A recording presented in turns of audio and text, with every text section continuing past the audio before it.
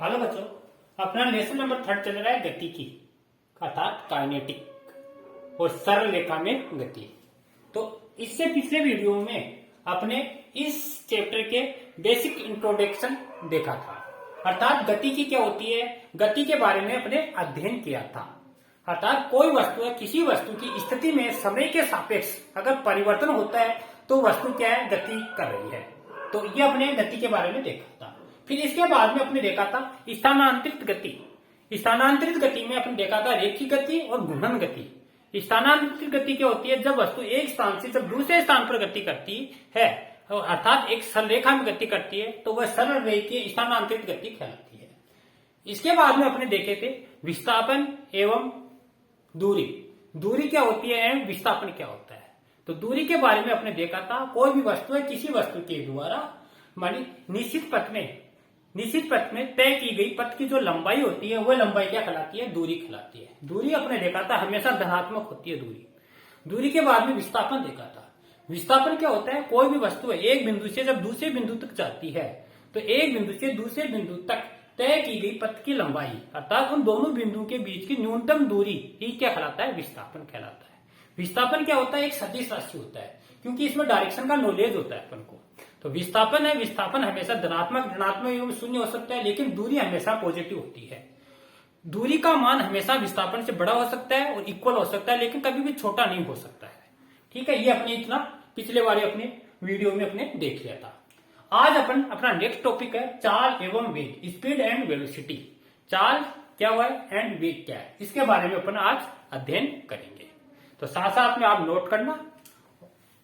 चलो अपन टॉपिक लेते हैं। सबसे पहले चाल, स्पीड, अंग्रेजी में बोलते हैं इसको स्पीड। देखो चाल देखो क्या होती है, जैसे अपन देखते हैं कोई वस्तु है या कोई व्यक्ति है एक स्थान से जब दूसरे स्थान पर जाता है, तो जो एक स्थान से जब दूसरे स्थान पर जाता है तो उसके समय के सापेक्ष इसकी स्थिति में क्या हो रहा है, परिवर्तन हो रहा है। अर्थात वस्तु क्या हो रही है, गतिशील अवस्था में है, तो वह क्या है, एक चाल है। तो दूसरी रूप से अपन परिभाषा देख सकते हैं, किसी वस्तु के एकांक समय में तय की गई दूरी को अपन क्या कहते हैं, चाल कह सकते हैं। ठीक है, अब एकांक समय में तो चाल बराबर क्या होगा, दूरी बटा समय। ठीक है, और इसका मापन अपन क्या करते हैं, मीटर प्रति सेकंड में। अब इसको अपन बच्चों यहां लिख सकते हैं, किसी वस्तु के द्वारा एकांक समय में तय की गई दूरी, किसी वस्तु के द्वारा एकांक समय में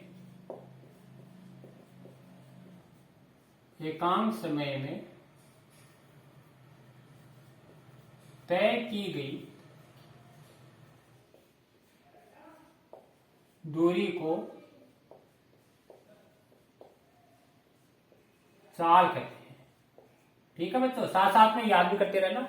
और कोई भी वस्तु है किसी वस्तु के द्वारा एकांक इकाई समय में तय की गई दूरी को अपन क्या बोलेंगे, चाल कहते हैं। ये याद रखना, चाल है दूरी पर डिपेंड करती है, जबकि वेग है विस्थापन पर निर्भर करता है। तो सूत्र अपन लिख सकते हैं, चाल बराबर दूरी बटा समय। चाल बराबर दूरी बटा समय। ठीक है, अब देखो इसका मात्रक निकालना चाहिए। मात्रक देखो बच्चों क्या होगा, दूरी को बच्चों आप मीटर में मापते हैं, समय को सेकंड में, तो मीटर प्रति सेकंड ये इसका मात्रक होगा। विमा निकालना चाहिए, विमा m0 L1 T⁻⁻1, ये इसकी विमा होगी। राशि लेते हैं, एक सेकंड में।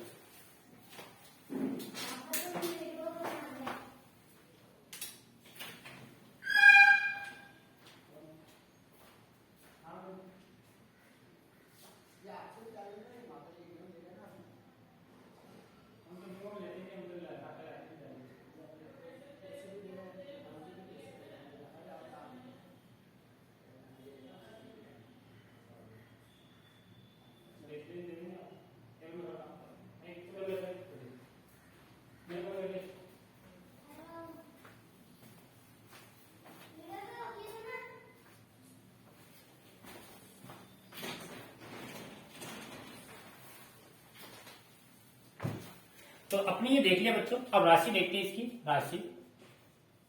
राशि क्या है? अब इसमें कोई डायरेक्शन नहीं होती, इसलिए राशि क्या है? एक अदिश राशि है। कोई दिशा का ज्ञान नहीं होता, इसलिए अदिश राशि है। ठीक है, ये अपने यहां तक देख लिया। जैसे कोई एग्जाम्पल देखे अपन इस पर आधारित। जैसे मान लो कोई दो स्थान है, दो स्थानों के बीच की दूरी 200 किलोमीटर है। जैसे एग्जाम्पल ले लेते हैं अपन चाल के बारे में। यदि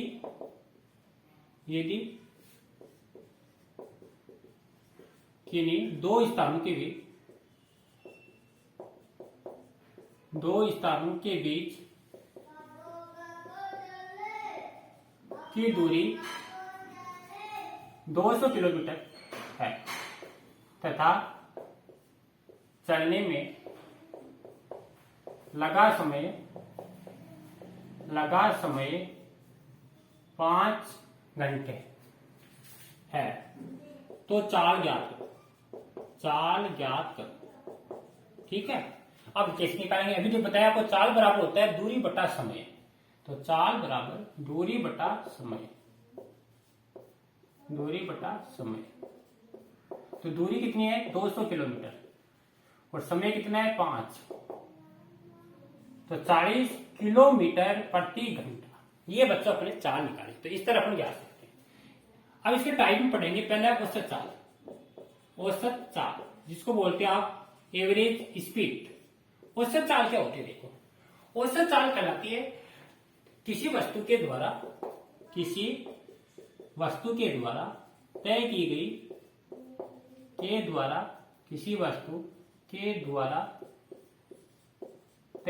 गई कुल दूरी तथा उसमें लगे कुल समय के अनुपात को औसत चाल कहते हैं। ठीक है बच्चों। और कोई भी वस्तु है, किसी वस्तु के द्वारा तय की गई कुल दूरी। जैसे मानो यहां से कोई वाहन अजमेर जा रहा है, तो जैसे यहां से पहले अपने टोल बूथ तक वहां तक गए तो 25 किलोमीटर प्रति घंटे की स्पीड से, फिर आगे मान लो 40 किलोमीटर प्रति घंटे की स्पीड से, और उसके आगे जाए तो 50 किलोमीटर प्रति घंटे की स्पीड से। तो पहले जेगल तक मान लो इसको 2 मिनट लग रहे हैं, फिर 4 मिनट लग रही है, फिर 10 मिनट लग रही है। तो आपको औसत चाल निकालनी है। तो जितनी जो दूरी तय करेगा उन सब दूरियों का योग तथा उन दूरियों को तय करने में लगे समय के योग को ही क्या कहते हैं? औसत चाल। तो फॉर्मूला लिख सकते हैं, औसत चाल बराबर, औसत चाल को अपन v के ऊपर बार लगा देते हैं, एवरेज, यानी कुल दूरी बटा कुल समय। ठीक है, ये फॉर्मूला हो गया। जैसे मान लो कोई वस्तु है, किसी वस्तु के द्वारा यदि डेल टी समय में डेल x कुल दूरी तय की जाए तो औसत चाल देखो क्या होगी? तो v बार बराबर डेल x अपोन में डेल t। ये इसका फॉर्मूला होगा। अब इसको आप ऐसे भी लिख सकते हो, x2 माइनस में x1 upon t2 minus t1। ये भी आप यूज कर सकते हो। ठीक है बच्चों, तो ये अपनी हो गई औसत चाल। इसके बाद में आ जाती है तात्क्षणिक चाल।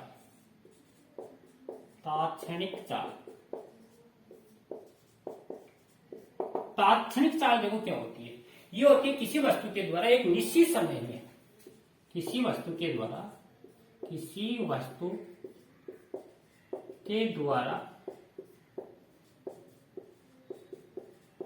निश्चित समय में तय की गई दूरी। कोई भी वस्तु है, किसी वस्तु के द्वारा एक निश्चित समय है, उस निश्चित समय में जो दूरी तय की जाएगी उसी को अपन बोलेंगे तात्क्षणिक चाल। ठीक है, इसमें करना कुछ नहीं है आपको, टाइम फिक्स है इसमें। तो निश्चित समय में आप क्या कैसे निकालोगे? जैसे औसत चाल है, इसकी लिमिट ले लेते हैं।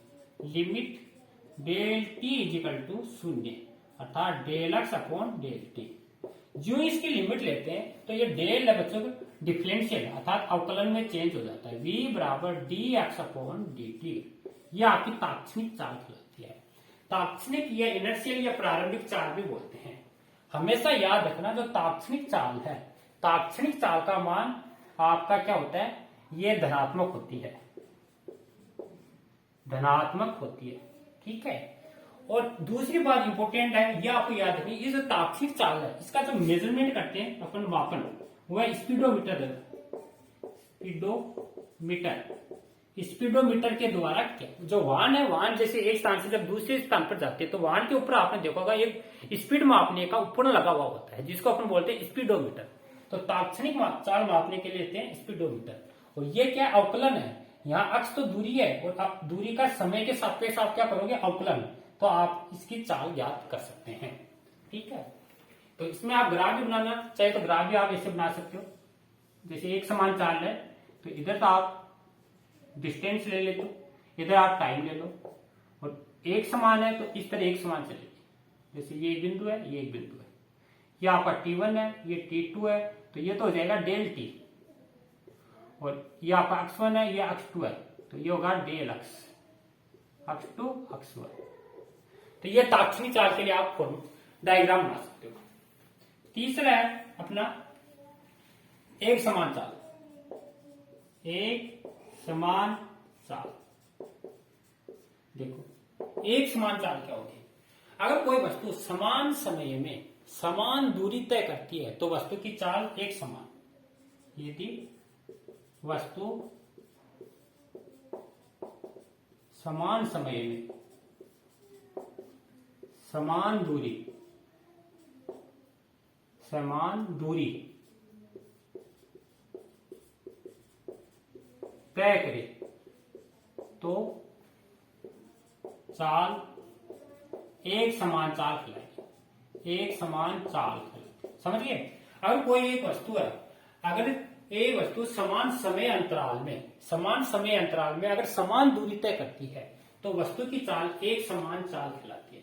जैसे इसके लिए अपन ग्राफ बना चुके हैं और इसको लिख सकते हैं v बराबर del X upon del T, del X upon del T.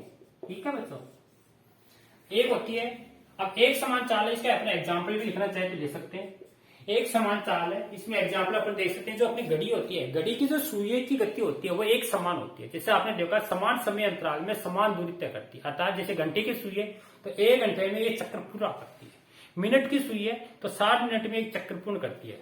तो टाइम फिक्स है और डिस्टेंस फिक्स है। तो इसमें एग्जाम्पल लिख सकते हैं, घड़ी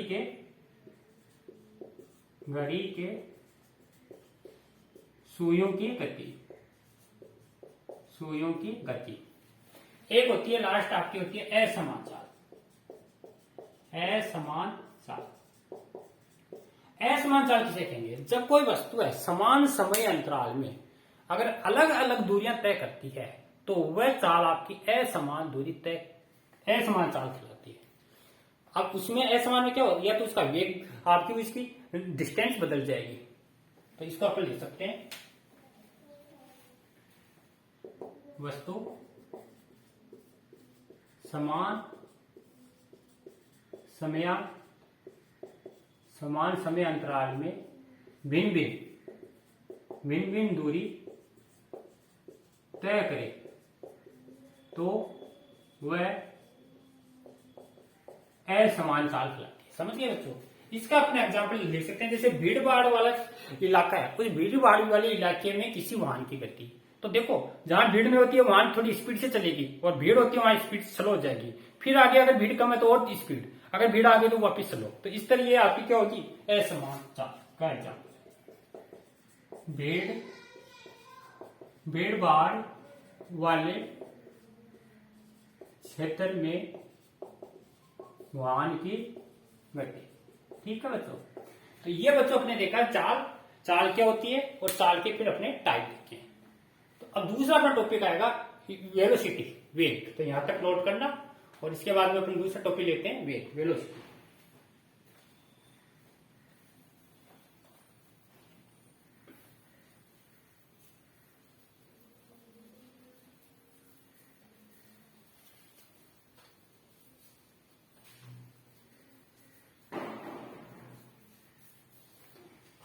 तो दूसरा टॉपिक अपन लिखते हैं वेग। वेग को बच्चों बोलते हैं वेलोसिटी।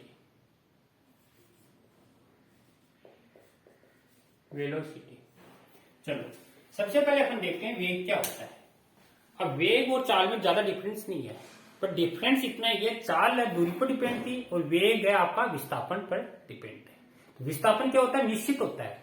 तो इसकी परिभाषा क्या निकलेगी, किसी निश्चित दिशा में तय की गई दूरी को ही अपन क्या नाम वेग कहते हैं, या दूसरी विस्थापन में परिवर्तन की दर को अपन वेग कहते हैं। तो इसको ले सकते हैं,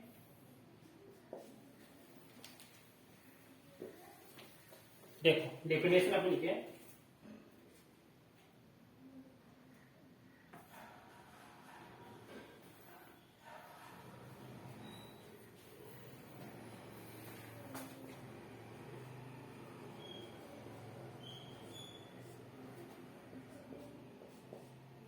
किसी एक सेकेंड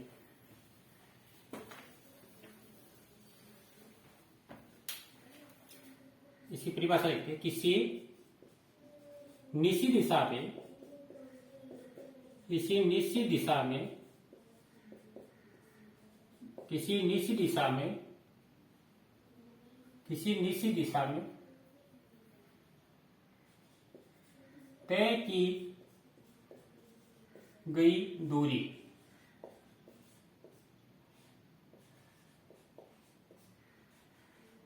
किसी निश्चित दिशा में तय की गई दूरी को वेग कहते हैं।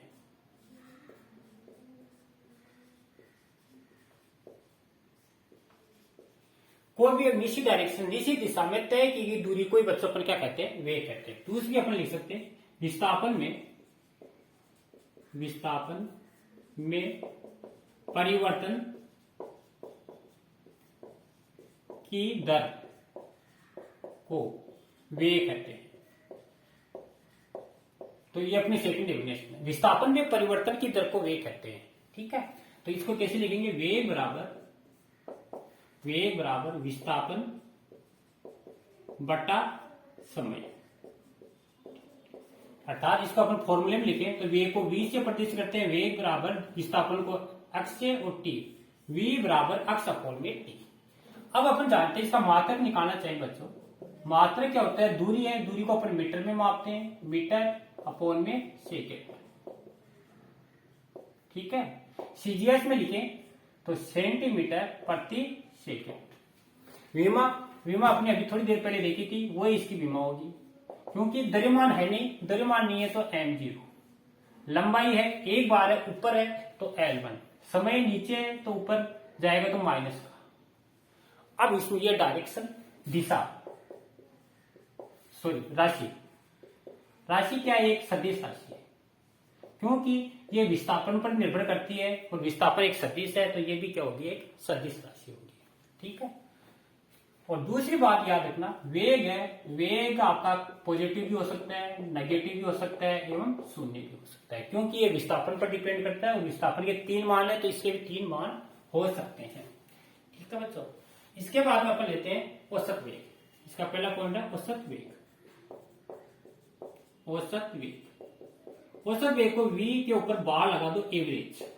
औसत वेग देखो क्या होता है, किसी वस्तु के द्वारा तय की गई कुल विस्थापन तथा उसमें लगे कुल समय अंतराल के अनुपात को, किसी वस्तु के द्वारा तय किए गए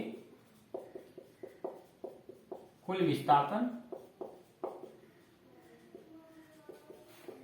तथा उसमें लगे समय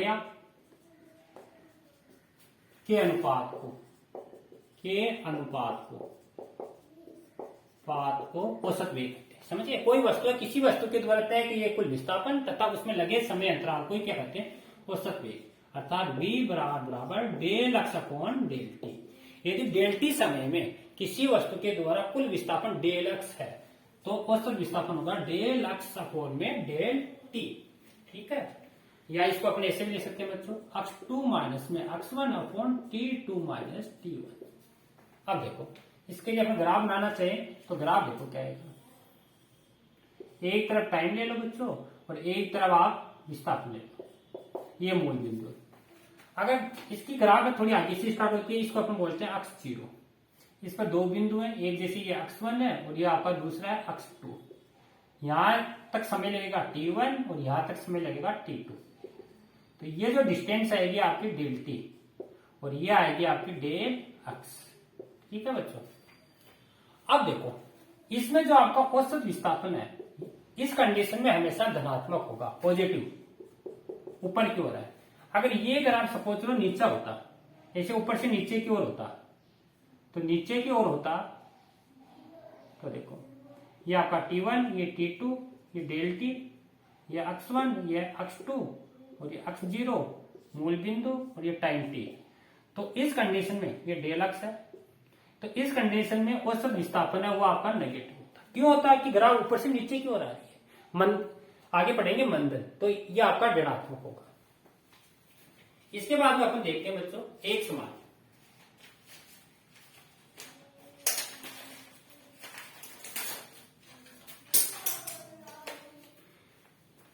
दूसरा है तात्क्षणिक वेग। देखो तात्क्षणिक वेग क्या होती है, v से इसको प्रदर्शित करते हैं। तात्क्षणिक वेग होता है किसी वस्तु के द्वारा एक निश्चित क्षण या निश्चित समय पर एक निश्चित समय पर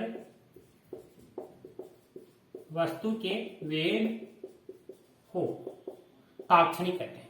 किसी वस्तु का एक निश्चित समय पर जो वस्तु का जो वेग है उसी को अपन क्या बोलते हैं, तात्क्षणिक वेग कहते हैं। तात्क्षण में क्या करना है, इसमें टाइम में इसकी लिमिट लेना आपको औसत में।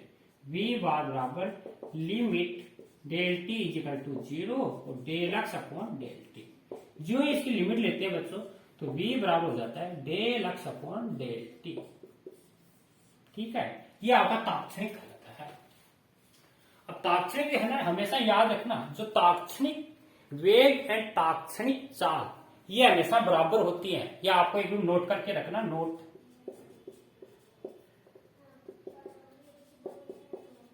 तात्क्षणिक वेग और तात्क्षणिक, क्वेश्चन भी यही आपको नोट करना बुक में, तात्क्षणिक चाल ये आपस में बराबर होती है। और तात्क्षणिक वेग है इसके मान भी आप हमेशा याद रखना, ये पॉजिटिव भी होता है, नेगेटिव भी होता है एंड शून्य, यानी इसमें कोई भी वैल्यू इसकी हो सकती है। ठीक है, इसके बाद में एक समान वेग, तीसरा एक समान वेग। अब एक समान वेग क्या होगा, यदि वस्तु समान समय अंतराल में समान विस्थापन से गति करती है, तो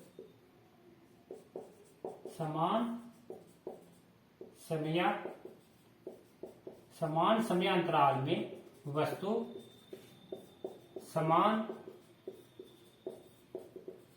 विस्थापन से गति करती है तो वस्तु का वेग क्या कहलाएगा, एक समान वेग कहलाएगा। समझ गए बच्चों। तो इसको अपन लिख सकते हैं v बराबर डी एक्स अपॉन में डी टी। ठीक है, और इसका ग्राफ भी अपन देख सकते हैं। ग्राफ देखो इस तरह बनेगा, इधर अक्ष ले लेते हैं दूरी और इधर अपन टाइम ले लेते हैं, तो ग्राफ इस तरह का बनता है। तो ये एक समान है। इसके बाद में चौथा पॉइंट आता है असमान वेग। असमान वेग क्या होगा, जब कोई वस्तु है समान समय अंतराल में अगर अलग अलग विस्थापन से गति करती है तो आपका क्या होगा, असमान वेग। अब अलग अलग विस्थापन क्या हो सकते हैं, या तो उसका परिमाण चेंज हो सकता है या उसकी डायरेक्शन चेंज हो सकती है, तो वो आपका असमान वेग होगा। तो वो आपको इक्वेशन लिखनी है, डेफिनेशन लिखनी है। इसके बाद में अपन इस पर आधारित एक क्वेश्चन करते हैं न्यूमेरिकल।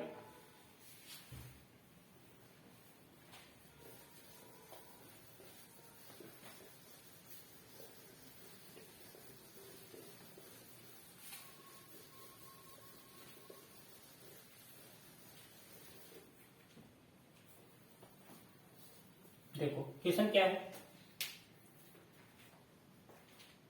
आपके एग्जाम्पल नंबर 3 दे रखा है। एग्जाम्पल नंबर 3 दे रखा है, अक्स बराबर a प्लस बी टी का स्क्वायर, आगे दे रखा है मीटर। ये आपको दूरी दे रखी है, जिसमें a है, a की वैल्यू दे रखी है 8 और b है, इसकी वैल्यू दे रखी है 2.5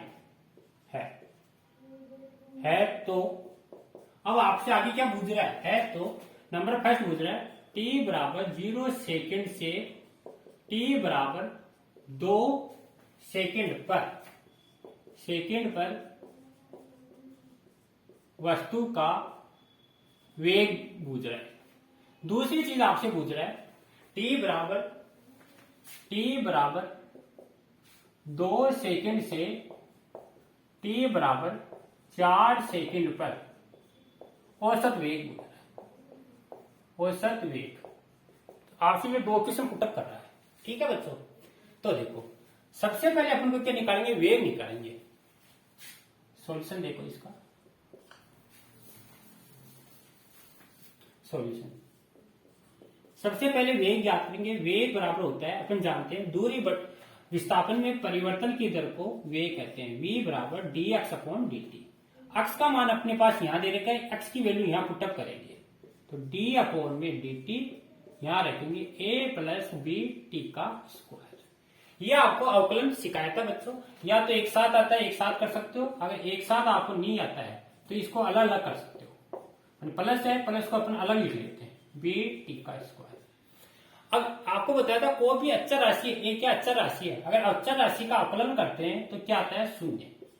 दूसरा बताया था अगर जिसके सापेक्ष का अवकलन करते हैं और अचर राशि गुणा में है तो अचर राशि पहले आ जाती है और D upon D T T square. फिर आपको अवकलन सिखाया था अक्ष की पावर n है तो n घात पहले आ जाती है और उसमें एक घात कम हो जाती है, तो ये तो 0 इसको लिखने की जरूरत नहीं है। 2 घात है, 2 पहले आ जाएगी और t 2 माइनस 1 तो 2bt, ये इसका अवकलन होगा। समझ गए होंगे बच्चों। तो ये आपका वेग का मान आ गया मीटर प्रति सेकेंड। अब आपसे कह रहा है t, इसमें एक का मान ये दे रखा है, b का मान a बराबर दे रखा है 8 और b बराबर दे रखा है 2.5 रख दो इसमें, तो v बराबर 2.5 t, तो इसको मल्टीप्लाई करेंगे 5t मीटर प्रति सेकेंड। लेकिन आपसे कह रहा है t बराबर 0 सेकेंड पर, t बराबर 0 सेकेंड पर, इसमें t की जगह 0 रखेंगे तो v बराबर क्या आएगा 5 मल्टीप्लाई 0 तो 0, ये आपका आएगा 0 सेकेंड पर। t बराबर रखेंगे 2 सेकेंड, t बराबर 2 सेकेंड पर, तो v बराबर यहाँ 5 है, 5 गुणा 2 तो ये आएगा 10 मीटर प्रति सेकेंड। ये वेग आएगा। पहला क्वेश्चन हो गया। अब दूसरा है ये निकालना है।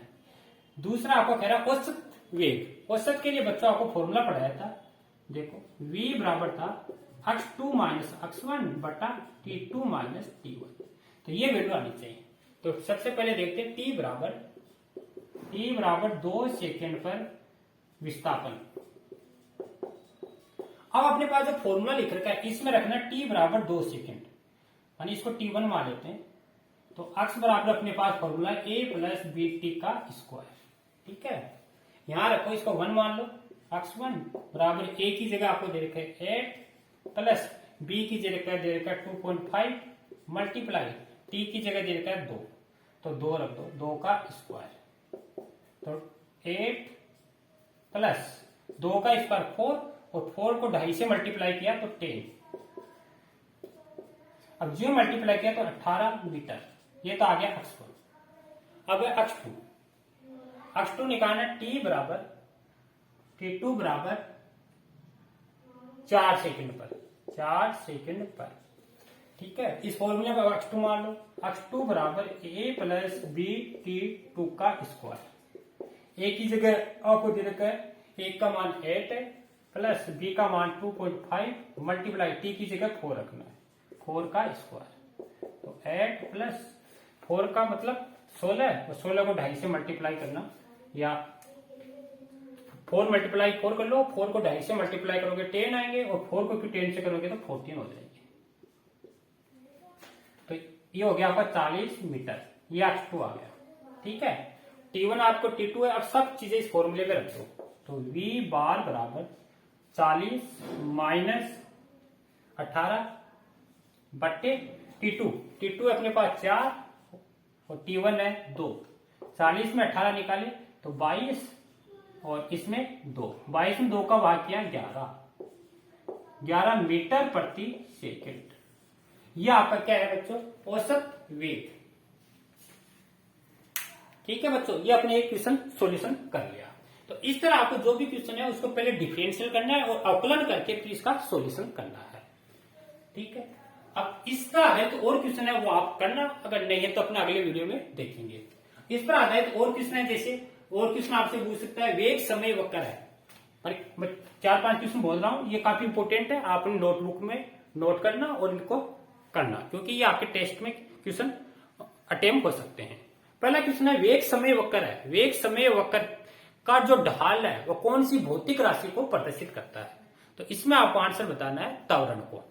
दूसरा है विस्थापन समय वक्र है। विस्थापन समय वक्र की प्रवणता या ढाल है किसको प्रदर्शित करती है? तो आपको बताना है वेग। तीसरा है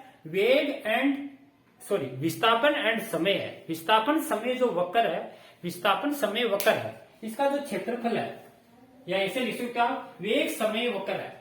वेग और समय वक्र इसके बीच का जो क्षेत्रफल है वो कौन सी भौतिक राशि को प्रदर्शित करता है? वो करता है विस्थापन को। अगला बोल सकते हो त्वरण एंड समय वक्र है, इसके मध्य का जो क्षेत्रफल है वह वेग को प्रदर्शित करता है। अगला क्वेश्चन हो सकता है एक समान कोई गति है, एक समान गति का कोई एग्जाम्पल दो, तो आप बता देना, मन की ऊर्ध्वाधर ऊपर की ओर फेंकी गई किसी गेंद की गति। और क्वेश्चन हो सकता है आपसे वाहन की जो चाल है, वाहन की चाल मापने के लिए कौन सी राशि काम में लेते हैं? तो वाहन की चाल मापने के लिए ताक्षणिक चाल अपन बच्चों काम में लेते हैं। और वाहन की चाल है वो किस में मापता है? वो स्पीडोमीटर में मापता है। तो इन क्वेश्चनों को आप नोट करना और इसका अपन अगले वीडियो में और देखेंगे साथ साथ। तो यहाँ तक आपको नोट करना है और इनका काम करना है। थैंक यू बच्चों।